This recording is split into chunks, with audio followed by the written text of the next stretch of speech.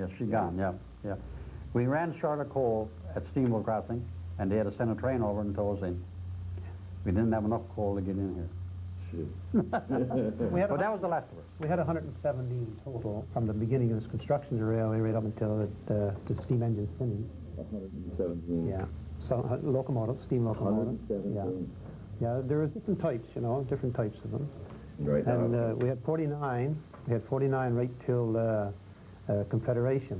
Another 68 came after that. Now, that, I should say. this one here, that's 193. That's that's 593 that we got there now on the train. So this is the one that's outside. Yes, and that's first when she came in the country. Yeah. That's in 1921 when she came in. That's what she looked like, and the number was 193. In 49 they changed the number to 593, and she was brought in here for the express, Holland Express only, because they had good speed. They had a 52-inch driving wheel, and they could click off. They could have clicked off 60 miles an hour. 60 miles. Oh, they have on a 3 miles, 4 miles straight. Right. They got 60 miles an hour. But she's held her years well. I mean, she's still in When fantastic. you look at her there now, you just say it's all ready to go. Yeah. You know? She's converted to oil, that one. Yeah, they converted to oil in 40 40 to oil. The CN put it oil. They changed over to bunker You'll C. see a change in the tender there if you look at her. Okay, so instead of putting all the coal in, you had to fill her up with fuel. 1,600 gallons of bunker C. Bunker C, yeah. Okay, well let's come a little closer to home now. Okay.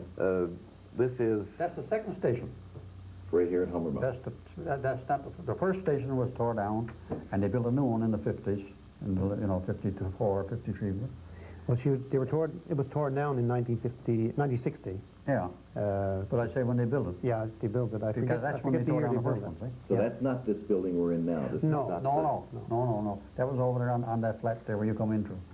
Just where you come along there. This building is the freight shed of the original station and freight shed. This is the station. And we're converting it to it's converted to as close to a station, museum, interpretation center as we possibly can. Do you think you'll ever, down the road, get to put more of these places?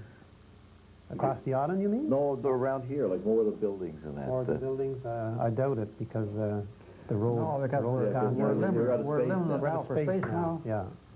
On account of the roads and stuff, you know. The history of all of this. I mean, here's another photo. That's when your gypsum plant was right. Okay, so this is a later photo. Yeah, that's a later But you photo. still had your Humbermouth operation. Yeah, your roundhouse was there and everything was Still still there, there. yeah. Everything was still intact. But these 4 houses that I showed first, the big ones, they were taken down. Yeah. And your gypsum plant moved in there. Cement plant, gypsum plant, yeah. Well, what was the purpose? Why did we need all this in the beginning? Do you have any idea of why this was built across the province? Was it just for... I mean, we didn't have that many passengers. Well, how were you going to open up the province? I mean, there was no roads. You know, horse, cow patch, that's all. There was nothing to go on. You had to go by boat. But to move people around and move them around in on the land, you had to have something. Yeah. That's why. See, you had 547-mile railroad. Yeah. Newfoundland was like a triangle. Okay, as the crow flies, the longest distance from one point to one point is 318 miles. And the other way is 317, it's only a mile in the difference with it. That's the island itself. So we had 547-mile railroad, so she made an awful lot of crooks and turns in that. And she followed the people as they built along the shore. The fish every community, people, every mile. Shipping fish and shipping this. They had to, for open it up, they had to build that way. Yeah. And they built a lot of railroad, 547 miles. And it was a long haul the old days. I mean, if you were a passenger, it took you, what, over a day to go from... It took us 28 hours to go across on the beginning. They cut down the time hour when the diesels came in 53. Our first diesels were 53. And they cut down the time. We didn't have to stop for water. See, every 30 miles you have to have a water chute for them steam engines. Mm-hmm.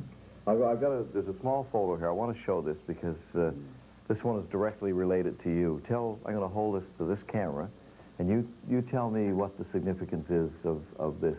This is the small one where you were. This one. Yeah. Tell me what... Well, that's where we were coming from Port aux Basques one evening. And when we got in as far as Flat Bay, somebody threw the mainline switch. And they didn't throw it completely for the siding at Flat Bay. They threw it halfway. And when we were around the curve, we didn't have time to stop. She went off on the ground. We had 4 locomotives coupled, and they all went in zigzag over the place. So you crawled out through the window? And I could door where the door was up too high. I just opened the window and got it on the ground in the window. So you were... That time. That was in '79, April '79. That's when that. Is that the closest you've ever come to having any kind of a... That way, yes. I mean, when I ran into motor cars and stuff like that, you know, collisions with cars and that. So. But that's the only time I got upset like that. Gentlemen, I can see where this program has got a great future ahead of it because we haven't scratched the surface. No. We haven't touched most of the photographs. We'll talk more. We have other people that are going to come on the show with us. It's been great talking to the two of you. And thank you for watching, and we'll be back next week with another episode. Thank you very much. Very good. Thank you. Thank you. Great having you here.